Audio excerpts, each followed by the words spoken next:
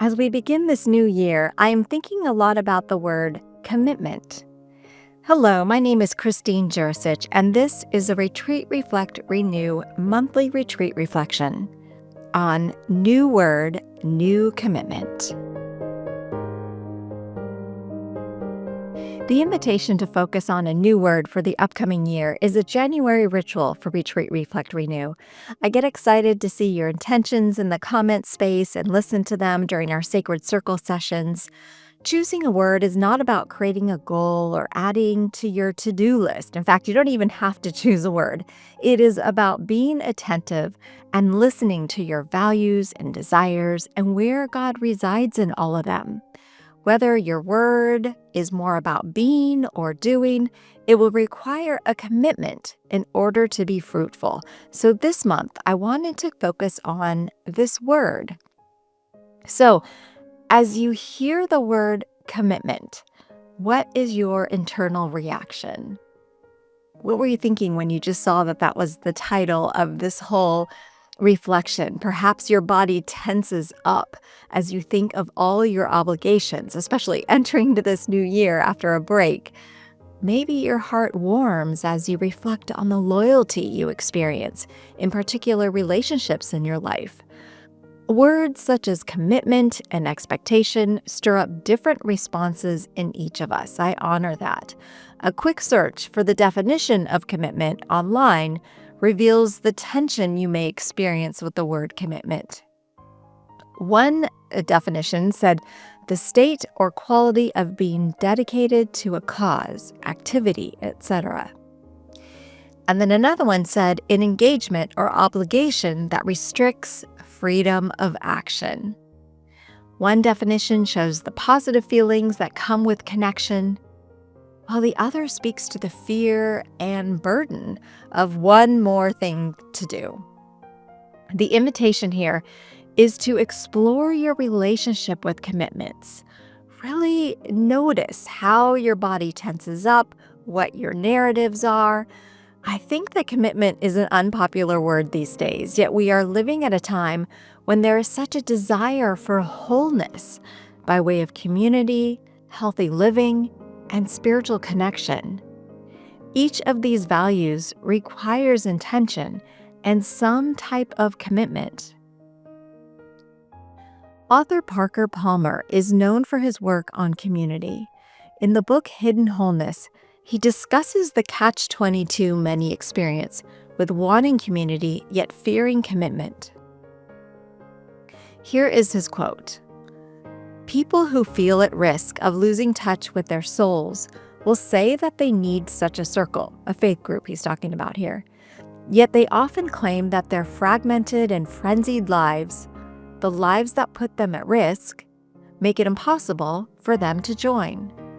The very situation that creates our need for safe space seems to prevent us from getting what we need. But hidden in that little phrase, seems to, is the way out of a catch-22. The notion that we cannot have what we genuinely need is a culturally induced illusion that keeps us mired in the madness of business as usual. But illusions are made to be broken. Am I busy? Of course I am. Am I too busy to live my own life? Only if I value it so little that I'm willing to surrender it to the enemy.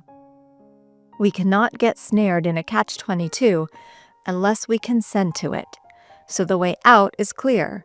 We must become conscientious objectors to the forces that put us at war with ourselves, assaulting our identity and integrity, violating the sanctity of our souls. End quote. That is a lot to sit with. We can turn to God's covenant with the Israelites in the Hebrew Bible as a model for commitment. Look at the word covenant. In Deuteronomy 7:9, God says, "Know therefore that the Lord your God is God, the faithful God, who maintains covenant loyalty with those who love him and keep his commandments to 1,000 generations." The New Oxford Annotated Bible translate covenant loyalty to mean steadfast love. The word steadfast is hesed in Hebrew, which translates as mercy, kindness, loving kindness, or loyalty. Hesed is a love that is based on covenant commitment, love that is loyal and faithful. Covenant is about a loving relationship that requires both sides to give something of themselves. If I want love, I have to give love. If I seek connection, I have to give connection. I witness covenants play out in Retreat, Reflect, Renew during sacred circles and retreats. There is a covenant in the form of pledge agreements asking for confidential, respectful, structured listening and sharing. When people agree to the promise of confidentiality and respectful listening and sharing, they receive the beauty of a sacred sharing experience.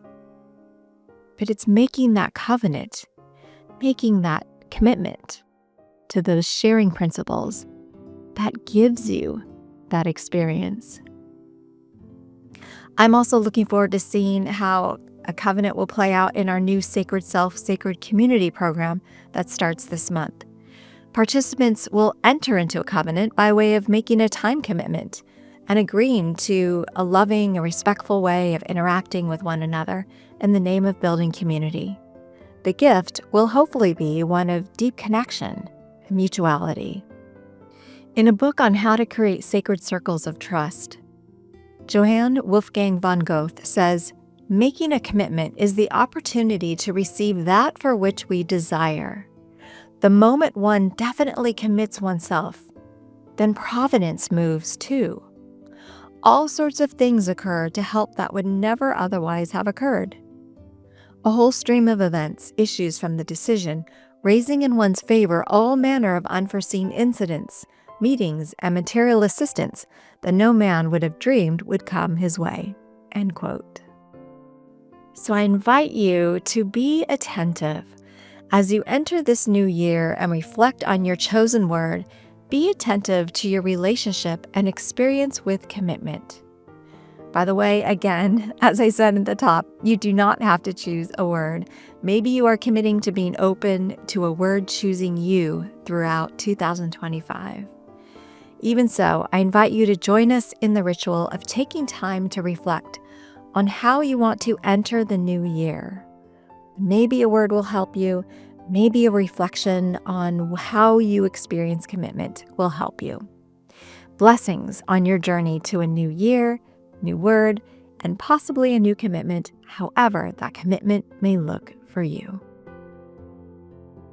I hope you will click the subscribe button for more monthly reflections and visit us at retreatreflectrenew.org, where you can read more reflections, find out how to share these reflections in a sacred circle on Zoom or in person, and join us for an online or in-person retreat.